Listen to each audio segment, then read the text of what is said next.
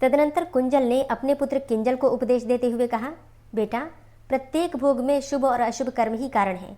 पुण्य कर्म से जीव सुख भोगता है और पाप कर्म से दुख का अनुभव करता है। किसान अपने खेत में जैसा बीज बोता है वैसा ही फल उसे प्राप्त होता है। इसी प्रकार जैसा कर्म किया जाता है वैसे ही फल का उपभोग किया जाता है। इस शरीर के विनाश का कारण भी कर्म ही है। हम सब लोग कर्म के अधीन हैं। संसार में कर्म ही जीवों की संतान है, कर्म ही उनके बंधु बांधव हैं तथा कर्म ही यहाँ पर पुरुषों को सुख और दुख में प्रवृत्त करते हैं। जैसे किसान को उसके प्रयत्न के अनुसार खेती का फल प्राप्त होता है, उसी प्रकार पूर्व जन्म का किया हुआ कर्म ही कर्ता को मिलता है। जीव अपने कर्मों के अनुसार ही देवता, मनुष्य, पशु, पक्षी और स्थावर योनियों में जन्म लेता है तथा उन योनियों में वह सदा अपने किए हुए कर्म को ही भोगता है। दुख और सुख दोनों अपने ही किए हुए कर्मों के फल हैं। जीव गर्भ की शैया पर सोकर पूर्व शरीर के किए हुए शुभाशुभ कर्मों का फल भोगता है। पृथ्वी पर कोई भी पुरुष ऐसा नहीं है जो पूर्व जन्म के किए हुए कर्मों को अन्यथा कर सके। सभी जीव अपने कमाए हुए सुख दुख को ही भोगते हैं और भोग किए बिना कर्म का नाश नहीं होता। पूर्व जन्म के बंधन स्वरूप कर्म को कौन मिटा सकता है? बेटा, विषय एक प्रकार के विघ्न है, जरा आदि अवस्थाएं उपद्रव है। ये पूर्व जन्म के कर्मों से पीड़ित मनुष्य को पुनः पुनः पीड़ा पहुंचाते हैं। जिसको जहां भी सुख या दुख भोगना होता है, दैव उसे बलपूर्वक वहां पहुंचा देता है। जीव कर्मों से बंधा रहता है और प्रारब्ध को ही जीवों के सुख और दुख का उत्पादक बताया गया है। हे महाप्राज्ञ, चोल देश में सुबाहु नाम के एक राजा हो गए हैं। जैमिनी नाम के ब्राह्मण उनके पुरोहित थे। एक दिन पुरोहित ने राजा सुबाहु को संबोधित करके कहा, हे राजन, आप उत्तम उत्तम दान दीजिए। दान के ही प्रभाव से सुख भोगा जाता है। मनुष्य मरने के पश्चात दान के ही बल से दुर्गम लोकों को प्राप्त होता है। दान से ही सुख और सनातन यश की प्राप्ति होती है। दान से ही मर्त्यलोक में मनुष्यों की उत्तम कीर्ति होती है। जब तक इस जगत में कीर्ति स्थिर रहती है तब तक उसका कर्ता स्वर्गलोक में निवास करता है। अतः मनुष्यों को चाहिए कि वे पूर्ण प्रयत्न करके सदा दान करते रहें।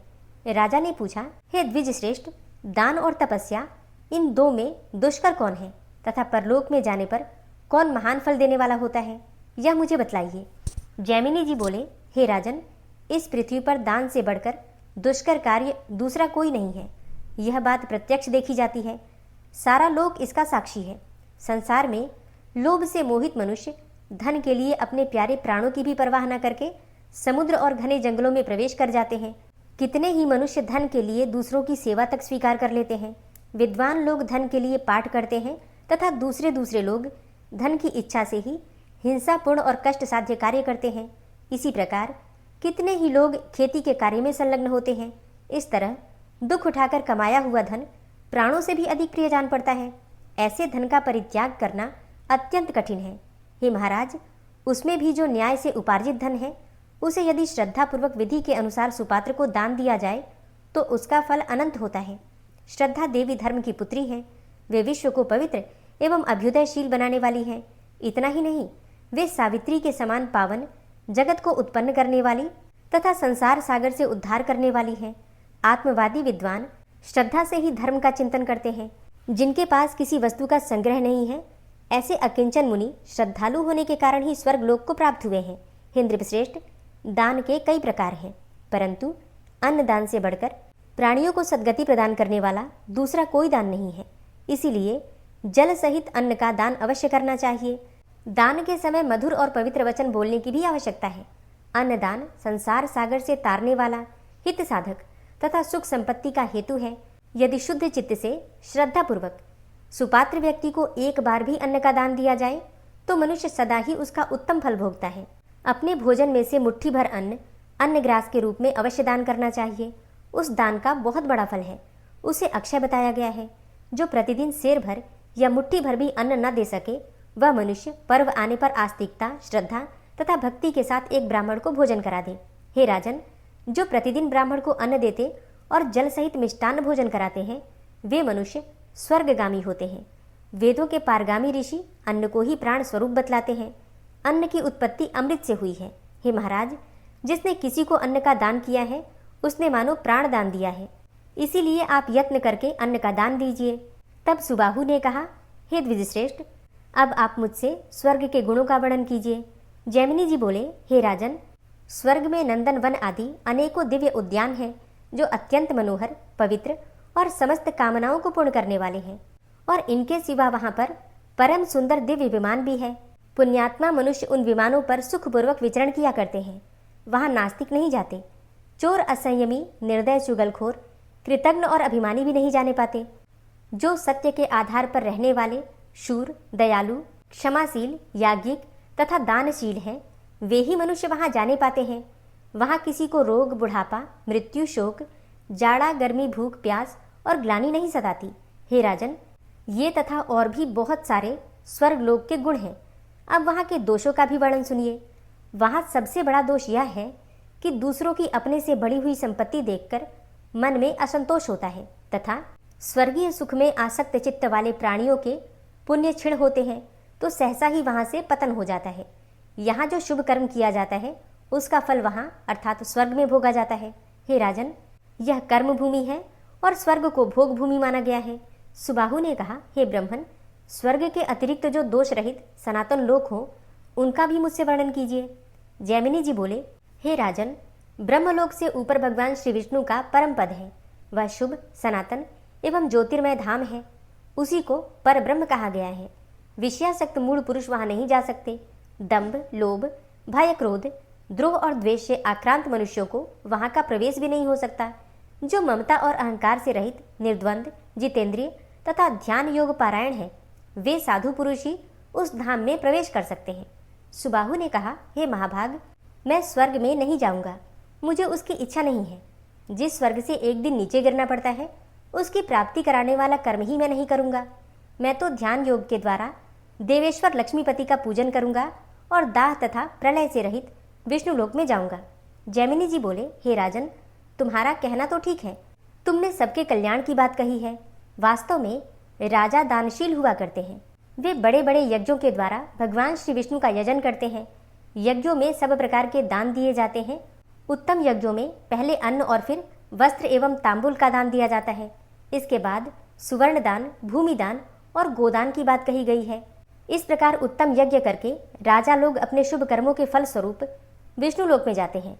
दान से तृप्ति लाभ करते और संतुष्ट रहते हैं। अतः हे राजेंद्र, आप भी न्यायोपार्जित धन का दान कीजिए। दान से ज्ञान और ज्ञान से आपको सिद्धि प्राप्त होगी। जो मनुष्य इस उत्तम और पवित्र आख्यान का श्रवण करेगा वह सब पापों से मुक्त होकर विष्णु लोक को जाएगा। सुबाहु ने पूछा, हे ब्रह्मन, मनुष्य कौन से दुष्कर्म से नरक में पड़ते हैं और कौन से शुभ कर्मों के प्रभाव से स्वर्ग में जाते हैं, यह बात मुझे बताइए। तब जैमिनी जी कहते हैं, जो द्विज लोभ से मोहित होकर पावन ब्राह्मणत्व का परित्याग करके कुकर्म से जीविका चलाते हैं वे नरकगामी होते हैं। जो नास्तिक हैं, जिन्होंने धर्म की मर्यादा भंग की है, जो काम भोग के लिए उत्कंठित, दाम्भिक और कृतज्ञ हैं, जो ब्राह्मणों को धन देने की प्रतिज्ञा करके भी नहीं देते, चुगली करते, अभिमान रखते और झूठ बोलते हैं, जिनकी बातें परस्पर विरुद्ध होती हैं, जो दूसरों का धन हड़प लेते, दूसरों पर कलंक लगाने के लिए उत्सुक रहते और पराई संपत्ति देखकर जलते हैं, वे नरक में जाते हैं। जो मनुष्य सदा प्राणियों के प्राण लेने में लगे रहते हैं, पराई निंदा में प्रवृत्त होते, कुएं, बगीचे, पोखरे और पौंसले को दूषित करते, सरोवरों को नष्ट भ्रष्ट करते तथा शिशुओं, भृत्यों और अतिथियों को भोजन दिए बिना ही स्वयं भोजन कर लेते हैं, जिन्होंने पितृयाग अर्थात श्राद्ध और देवयाग यानी कि यज्ञ का त्याग कर दिया है, जो संन्यास तथा अपने रहने के आश्रम को कलंकित करते हैं और मित्रों पर लांछन लगाते हैं, वे सबके सब नरकगामी होते हैं। जो प्रयाज नामक यज्ञों, शुद्ध चित्त वाली कन्याओं, साधु पुरुषों और गुरुजनों को दोषित करते हैं, जो काठ, कील, शूल तथा पत्थर गाड़कर रास्ता रोकते हैं, काम से पीड़ित रहते हैं और सब वर्णों के यहाँ भोजन कर लेते हैं, तथा जो भोजन के लिए द्वार पर आए हुए जीविकाहीन ब्राह्मणों की अवहेलना करते हैं, वे नरकों में पड़ते हैं। जो दूसरों के खेत, जीविका, घर और प्रेम को नष्ट करते हैं, जो हथियार बनाते और धनुष बाण का विक्रय करते हैं, जो मूढ़ मानव, अनाथ, वैष्णव, दीन, रोगातुर और वृद्ध पुरुषों पर दया नहीं करते तथा जो पहले कोई नियम लेकर फिर संयमहीन होने के कारण चंचलतावश उसका परित्याग कर देते हैं, वे नरकगामी होते हैं। अब मैं स्वर्गगामी पुरुषों का वर्णन करूंगा। जो मनुष्य सत्य, तपस्या, ज्ञान, ध्यान तथा स्वाध्याय के द्वारा धर्म का अनुसरण करते हैं, वे स्वर्गगामी होते हैं। जो प्रतिदिन हवन करते तथा भगवान के ध्यान और देवताओं के पूजन में संलग्न रहते हैं, वे महात्मा स्वर्गलोक के अतिथि होते हैं, जो बाहर भीतर से पवित्र रहते, पवित्र स्थान में निवास करते, भगवान वासुदेव के भजन में लगे रहते तथा भक्तिपूर्वक श्री विष्णु की शरण में जाते हैं, जो सदा आदर पूर्वक माता पिता की सेवा करते हैं और दिन में नहीं सोते, जो सब प्रकार की हिंसा से दूर रहते हैं, साधुओं का संग करते हैं और सबके हित में संलग्न रहते हैं, वे मनुष्य स्वर्गगामी होते हैं।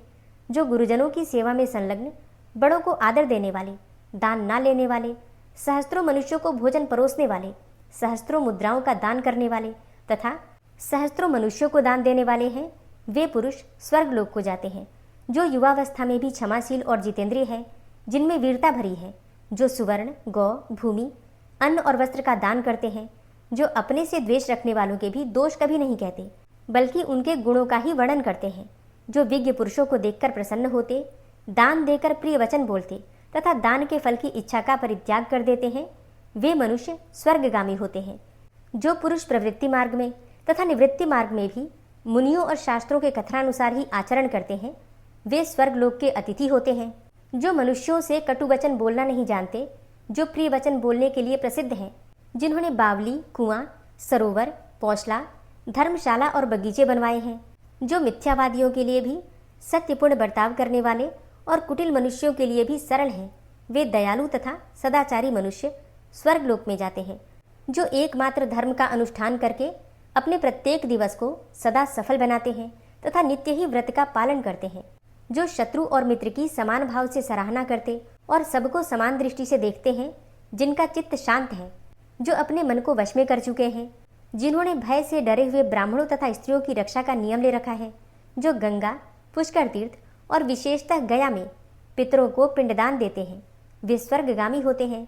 जो इंद्रियों के वश में नहीं रहते, जिनकी संयम में प्रवृत्ति है, जिन्होंने लोभ, भय और क्रोध का परित्याग कर दिया है, जो शरीर में पीड़ा देने वाले जूं, खटमल और डांस आदि जंतुओं को भी पुत्र की भांति पालन करते हैं, उन्हें मारते नहीं, सर्वदा मन और इंद्रियों के निग्रह में लगे रहते हैं और परोपकार में ही जीवन व्यतीत करते हैं, वे मनुष्य स्वर्गलोक के अतिथि होते हैं।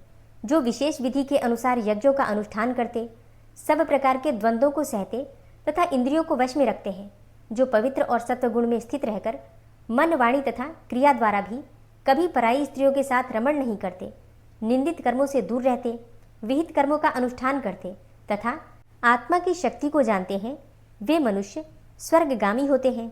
जो दूसरों के प्रतिकूल आचरण करता है, उसे अत्यंत दुखदायी घोर नरक में गिरना पड़ता है तथा जो सदा दूसरों के अनुकूल चलता है, उस मनुष्य के लिए सुखदायिनी मुक्ति दूर नहीं है। हे राजन, कर्मों द्वारा जिस प्रकार दुर्गति और सद्गति प्राप्त होती है, वह सब मैंने तुम्हें यथार्थ रूप से बतला दिया। कुंजल कहता है, धर्म अधर्म की संपूर्ण गति के विषय में महर्षि जैमिनी का भाषण सुनकर राजा सुबाहु ने कहा, हे द्विज श्रेष्ठ, मैं भी धर्म का ही अनुष्ठान करूंगा, पाप का नहीं।